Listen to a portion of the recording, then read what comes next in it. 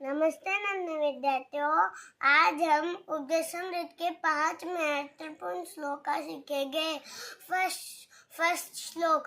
बाचो वेगम मनसा क्रोध वेगम जिह्वा वेगम उदरोपस्थ वेगम एतानेगाने विषयेत धीर सर्वां भीमां पृथिवीं शशिषात्। सेकेंड श्लोक। अत्याहार प्रयासस्य प्रजल्पो नियमाग्रह जनसंगश्च लौल्यं च सद्भिर्भक्ति विनश्यति। थर्ड श्लोक। उत्साहात् निश्चयात् धैर्यात् तत्तत् कर्म प्रवर्तनात् संगत्यागात् सतो वृत्ते सद्भिर्भक्ति प्रसिद्धति।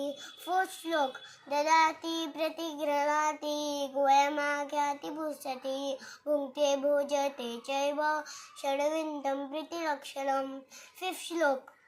कृष्णेति यस्य गिरितं मनसां गृह्येत दीक्षास्ति विश्च प्रणति भजन्तमीशं शुश्रूषया भजनविज्ञ मनन्यमन्ना निन्दा दुःसन्नरिदमीप्सिता संगलभ्या। हरे कृष्ण।